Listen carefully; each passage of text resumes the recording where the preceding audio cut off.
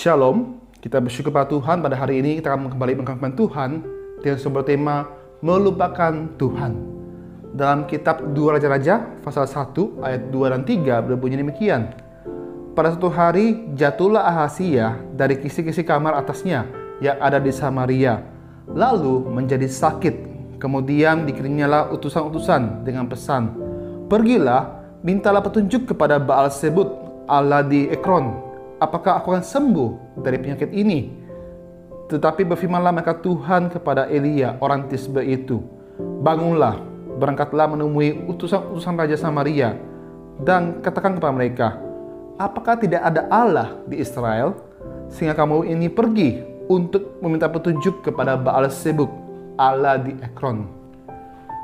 Sekarang saya teringat dengan sebuah kisah tentang seorang anak yang hendak pergi merantau. Dengan satu harapan dia bisa mengubah kehidupan dia menjadi lebih baik. Sang ibu sungguh tidak rela awalnya untuk melepaskan sang anak pergi merantau. Namun karena kasihnya kepada sang anak ini, ibunya pun juga akhirnya merelakan sang anak pergi merantau. Singkat cerita, sang anak ini pun pergi merantau dan berhasil. Dia juga menikahi seorang gadis bangsawan. Dan suatu hari dia pulang ke kampung halaman dia. Dan waktu berjumpa dengan ibunya, dia benar-benar tidak menganggap ibunya adalah ibunya. Sang ibu menjadi kecewa, sangat sedih sekali. Dan akhirnya dia mengutuki sang anak menjadi batu. Ya, inilah kisah tentang dongeng maling kundang. Ia mempunyai sebuah pesan yang sangat penting. Sebagai seorang anak, jangan lupa orang tua yang begitu mengasihi kita. Jikalau mengasihi orang tua begitu penting, dan jangan lupakan orang tua begitu penting, apalagi jikalau tentang Allah yang begitu mengasihi kita, bukankah penting kalau hari ini kita jangan melupakan Tuhan dalam hidup kita? Bacaan kita pada hari ini memperlihatkan bagaimana bangsa Israel perlahan-lahan melupakan Tuhan. Raja Ahazia adalah seorang yang melupakan Tuhan. Ia mengalami sakit akibat jatuh dari kisi-kisi atau jendela rumahnya. Dalam sakitnya, Raja Ahazia bukannya mencari Tuhan, justru mencari petunjuk dewa lain atau Allah lain, yaitu Baal-Zebub. Dan Allah begitu marah dan kecewa terhadap hal ini. Sekalian, kadang-kadang sebenarnya Tuhan kita gampang sekali melupakan Tuhan yang begitu setia dan bahkan mengasihi kita. Seharusnya sebenarnya Tuhan kita menempatkan Tuhan sebagai seorang raja dalam hidup kita. Dia bertata, dia berkuasa. Kita mengikuti setiap apa yang Tuhan inginkan dari kita.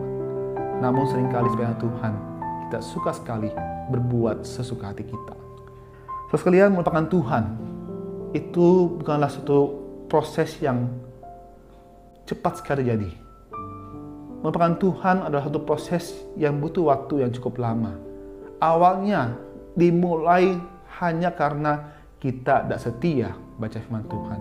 Awalnya dimulai dengan kata, tidak apa-apa, tidak pergi beribadah. Tidak apa-apa, tidak berikan persembahan. Tidak apa-apa, tidak apa-apa. Lalu perlahan-lahan engkau dan saya dibawa untuk melupakan Tuhan dalam hidup ini. Karena itu pada hari ini saya rindu kita semua kembali mencari Tuhan.